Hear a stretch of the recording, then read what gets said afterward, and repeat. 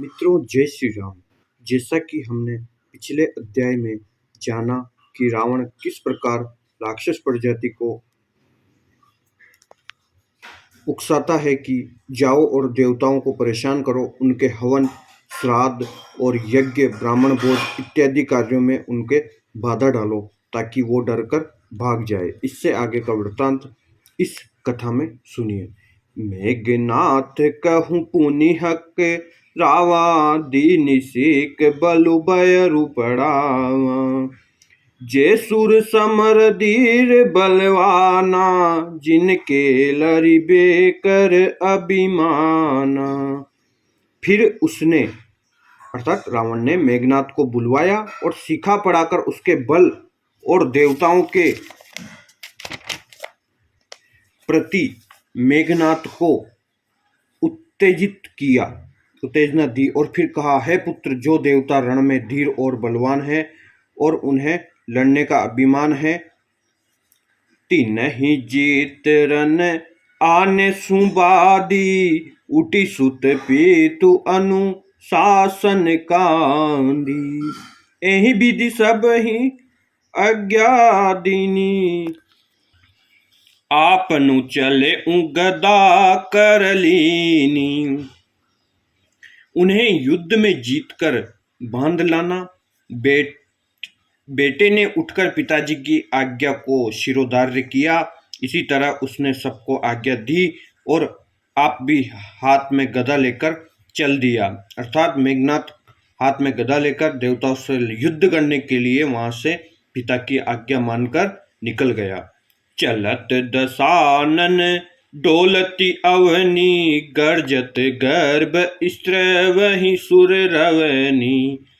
रावण आवत सुने उसको हा, देवन तके मेरू गिरी खोहा। रावण के चलने से पृथ्वी डगमगाने लगी और उसकी गर्जना से देव रमणियों के गर्भ गिरने लगे।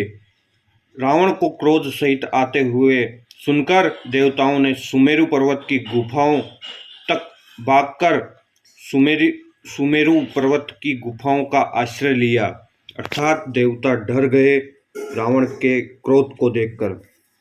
दिक्पालन के लोक सुहाए, सुने सकल दसानन पाए।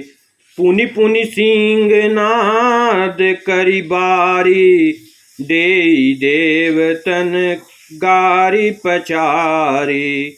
दिक्पालों के सारे सुंदर लोकों को रावण ने सुना पाया। वह बार बार भारी सिंह गर्जना करके देवताओं को ललकार कर गालियां देता रहा, लेकिन देवता उसका सामना करने नहीं आ सके क्योंकि वह डर गए। रन मद मत फिरई जगदावा, प्रतिबट खोजत कतहु न पावा। रवि शशि पवन वरुण धनधारी, अग्नि काल जम सब अधिकारी।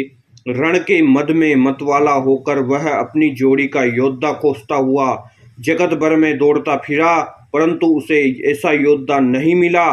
सूर्य, चंद्रमा, वायु, वरुण, कुबेर, अग्नि, काल और यम आदि सब अधिकारी उससे डर गए, लेकिन उसका सामना नहीं किया। किन्नर सिद्ध मनुज सुर नागा, हटि सब ही के पथ ही लागा। ब्रह्म सृष्टि जह लगी तनुदारी, दस मुख बस बती नर नारी। किन्नर, सिद्ध मनुष्य, देवता और नाग सभी के पीछे वह हठपूर्वक पड़ गया। किसी को भी उसने शांतिपूर्वक नहीं बैठने दिया। ब्रह्मा जी की सृष्टि में जहां तक शरीरधारी स्त्री पुरुष थे, सभी रावण के अधीन हो गए। आयसु करहि सकल भयभीता, न वही आई नित चरण विनीता।